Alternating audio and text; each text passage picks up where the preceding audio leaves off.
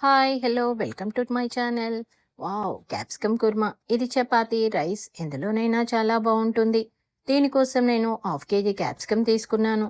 ఇప్పుడు కళాయి పెట్టుకొని 2 స్పూన్స్ పల్లీలు డ్రై ఫ్రై చేసుకోవాలి. చివర్లో ఒక స్పూన్ నువ్వులు వేసి అర నిమిషం ఫ్రై చేసి స్టవ్ ఆఫ్ చేసి చల్లారనివ్వాలి.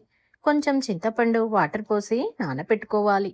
ఇప్పుడు మిక్సీ జార్ తీసుకొని చల్లారిన పల్లీలు, నువ్వులు, అరచిప్ప ఎండు కొబ్బరి ముక్కలుగా కట్ చేసి వేసుకోవాలి.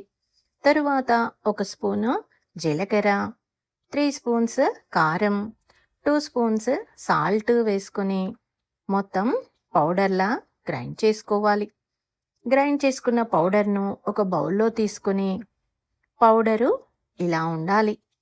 ఇప్పుడు క్యాప్సికమ్స్ ఒక్కొక్కటి తీసుకొని ఇలా పూర్తిగా ముక్కలుగా కట్ చేయకుండా పూర్ణంలా కట్ చేసి గ్రైండ్ చేసి పెట్టుకున్న మసాలా పౌడర్ను కొంచెం కొంచెం వేసి స్టఫ్ చేసుకోవాలి. ఇలానే అన్నీ స్టఫ్ చేసుకొని ఇప్పుడు ఒక ఆనియన్, 2 పచ్చిమిర్చి తీసుకొని ముక్కలుగా కట్ చేసి పెట్టుకోవాలి. స్టవ్ మీద పాన్ పెట్టుకుని 4 స్పూన్స్ ఆయిల్ వేసుకోవాలి. వేడయ్యాక కట్ చేసి పెట్టుకున్న ఆనియన్, పచ్చిమిర్చి వేసుకొని ఒక స్పూను పసుపు, ఒక స్పూన్ అల్లం వేసుకొని చక్కగా ఫ్రై చేసుకోవాలి. ఇలా 2 నిమిషాలు ఫ్రై అయ్యాక 4 లవంగాలు, 2 దాల్చిన చెక్క ముక్కలు, 2 బగారా ఆకులు, కొంచెం కరివేపాకు వేసి ఫ్రై చేసుకోవాలి. కొంచెం సేపు ఫ్రై అయ్యాక మనం స్టఫ్ చేసి పెట్టుకున్న క్యాప్సికమ్స్ను ఇలా ఒక్కొక్కటిగా వేసుకోవాలి. ఇలా అన్నీ వేసుకుని మిగిలిన మసాలా పౌడర్ను పైన చల్లుకోవాలి. ఇప్పుడు మూత పెట్టి 5 నిమిషాలు ఫ్రై అవ్వనివ్వాలి. 5 నిమిషాల తర్వాత ఇలా ఒక్కొక్కటిగా తిప్పుకోవాలి. మళ్ళీ మూత పెట్టి 5 నిమిషాలకోసారి కలుపుతూ ఫ్రై అవ్వనివ్వాలి.